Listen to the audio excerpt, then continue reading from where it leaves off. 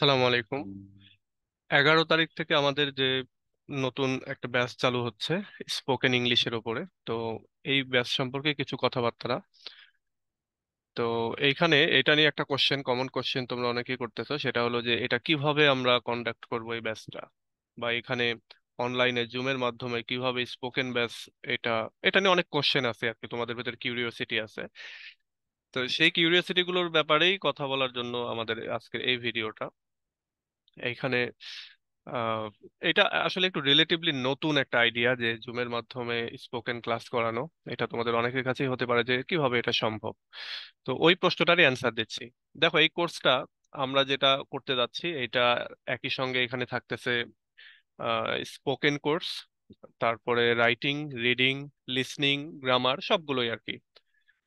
তো এইখানে মনে হতে পারে, অনেকেরই মনে করতেছো বা অনেকে কোশ্চেনও করতেছো যে এটা হয়তো বা সম্ভব না, বা কিভাবে এটাতে আমরা এই স্পোকেন ক্লাসটা কন্ডাক্ট করবো। ম্যাক্সিমামই তোমাদের সবার ক্ষেত্রেই প্রধান আকর্ষণের যে বিষয় সেটা হচ্ছে স্পোকেন ক্লাস, এবং স্পোকেন ক্লাস নিয়ে সবচেয়ে বেশি প্রশ্নটা আসতেছে।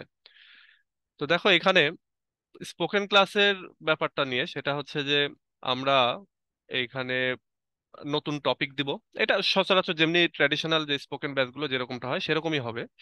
আমরা এখানে নতুন টপিক দিব, এবং সেই টপিকগুলো হয়তো বা শুরুতে আমি ইন্ট্রোডিউস করব, এবং তারপরে তোমরা ওয়ান বাই ওয়ান হয়তো 1 মিনিট, 2 মিনিট, 3 মিনিট, 4 মিনিট যে যতক্ষণ পারবা, শুরুর দিকে হয়তো অত বেশি পারবা না, এভাবে তোমরা কথা বলবে। এটা একটা ওয়ে। 2 নাম্বার ওয়ে হচ্ছে আমরা একজন আরেকজনকে কোশ্চেন করব। আমি হয়তো কোশ্চেন করলাম শুরুতে, তোমরা আমাকে করলা, তোমরাই আবার একজন আরেকজনকে করবে। হ্যাঁ, আবার ওইটার অ্যান্সার দিবে। এইভাবে কোশ্চেন গুলো নিয়ে আলোচনা করা হবে। পাশাপাশি এখানে হবে হচ্ছে তোমার বিভিন্ন সিচুয়েশন ক্রিয়েট করা হবে, এবং সেই সিচুয়েশনাল যে মানে স্পোকেন যেটা সেটা হবে। ধরো তুমি একটা আহ, বাজারে গেছো, বাজার করতেছো, সেই জায়গায় রিলেটেড তুমি একটা স্টেটমেন্ট তৈরি করলা। টপিকগুলো আমি একটু আগেই দিয়ে দেবো যাতে করে তোমরা একটু বাসায় প্র্যাকটিস করে নিতে পারো বলার, এবং হঠাৎ করে এসে যাতে বলতে না হয় এরকমটা। আবার দেখা যাচ্ছে যে কিছু হয়তো একটা করে টপিক দিব, সে টপিকের উপরে তোমরা শর্ট স্টোরি লিখবা। ছোট্ট, হয়তো 1 মিনিটে, 2 মিনিটে, হয়তো বা 100 ওয়ার্ডের। এবং সেই স্টোরিটাই তুমি এসে, বা তুমি যদি আরেকটু বেশি পারো, সেই স্টোরিটা এসে তুমি আমাদেরকে শোনাবা, স্পোকেন ইংলিশ করবে। এবং এই ক্ষেত্রে সব সময়ের জন্যই একটা নতুন টেন্ডেন্সি থাকবে, সেটা হচ্ছে নতুন নতুন ওয়ার্ড ইউজ করা, নতুন নতুন সেন্টেন্স প্যাটার্ন ইউজ করা। আমি শুরুতেই প্রত্যেকটা দিনই নতুন নতুন সেন্টেন্স প্যাটার্ন নিয়ে কাজ করব, তোমাদেরকে জানাবো, এতে করে যাতে করে ওইটা তোমরা আয়ত্ত আয়ত্ত করতে পারো, এবং স্পোকেন ইংলিশে যাতে ওটা আয়ত্ত করা যায়। আর একটা জিনিস হচ্ছে ফ্লুয়েন্সি, কিভাবে ফ্লুয়েন্সি বাড়ানো যায়। আমাদের অনেকেই আছে যে আমরা কথা বলতে পারি বাট আটকে যাই, তাই না? একটা ইনার্শিয়া কাজ করে, একটা ফেসের ভেতরে যেন একটা স্টিফনেস চলে আসে। তো এইটাকে রিমুভ করার জন্য কাজ করব। এটা কিভাবে করব এটা বলবো না, এটা আমরা একেবারে সরাসরি ক্লাসেই দেখতে পারবা। এই এই সমস্যাটাই বেশি হয় আর কি, যে আমি জানি যে I have to work hard to make a good result, এই টাইপের কথা আমরা জানি, বাট ওই যে I have to work hard এর পরে টু মেক, এই যে ইনফিনিটিভটা ইউজ করতে হবে, এটা আর আমার মাথায় আসতেছে না, পরে আসে। কিন্তু এই জিনিসগুলো কিভাবে আসতে পারে, কিভাবে আমরা দ্রুত কাউকে কোশ্চেন করতে পারি, কিভাবে আমরা ইংলিশে বলতে পারো যে এক ধরনের ঝগড়া করতে পারি। হ্যাঁ, ধরো গ্রাম ভার্সাস ভিলেজ, এরকম একটা ডিবেট কম্পিটিশন শুরু হলো, এখানেই আমরা হয়তো ওরকম সিচুয়েশন তৈরি করলাম। এই ক্ষেত্রে দেখবা যে নিজের ইগো থেকেই, হয়তো আমি গ্রামে থাকি, আরেকজন হয়তো শহরে থাকো, এই নিজের ইগো থেকেই তখন দেখো কিছু বলতে ইচ্ছা করবে। তো এই জিনিসগুলো যাতে বের হয় তোমাদের ভেতর থেকে, এই পটেনশিয়ালিটি বা এই বিষয়গুলো যাতে আরো কার্যকরী ভাবে হয়, সেই চেষ্টাটাই থাকবে আমার। আর পাশাপাশি এখানে রিটেন অংশ থাকবে, ওই যে বললাম যে ছোট শর্ট স্টোরি লিখতে দিব। তারপরে কোনো একটা স্ট্রাকচার শিখিয়ে দিলাম, বা কোনো একটা প্যাটার্ন শিখিয়ে দিলাম, ওই প্যাটার্নটাই বারবার, হয়তো একটা প্যাটার্নের উপরে 20টা সেন্টেন্স তুমি তৈরি করবা। এটা করে করে রিটেন অংশটা আমরা ইয়ে করবো। এছাড়া আরো বেশি কিছু টেকনিক আছে, সেগুলো আমি অ্যাপ্লাই করব। রিডিং স্কিলে হয়তো কোনো একটা পেপার থেকে কিছু একটা কাটিং দেবো, হয়তো বা কোনো একটা স্টোরি থেকে কোনো একটা কাটিং দেবো, সেটা তোমাকে পড়ে বুঝাইতে হবে। এবং এই সব কিছুই ইংলিশেই বলতে হবে। তো এই ক্ষেত্রে রিডিং স্কিলটা আমাদের ডেভেলপ হবে। লিসনিং, ওই যে আমরা একজন আরেকজনের কথাগুলো শুনবো, এতে করে আমাদের লিসনিংটা ডেভেলপ হবে। পাশাপাশি আমি কিছু ছোট ছোট ভিডিওর ক্লিপ দিব, যে ভিডিওগুলো শুনে ওইটা আবার আমাদেরকে বোঝাইতে হবে। হ্যাঁ, তুমি তুমি কথা বলবা, মানে সবাই শুনতেছে, সবাই বোঝার চেষ্টা করতেছে, তো তোমার স্পোকেন, তোমার লিসনিংটাও হচ্ছে। আবার ওই যে আমরা যে ভিডিওটা, হয়তো ছোট 1 মিনিটের একটা ক্লিপ বা 2 মিনিটের একটা ক্লিপ, এটা শুনলাম, এই শোনার ক্ষেত্রেও আমাদের লিসনিংটা বাড়বে।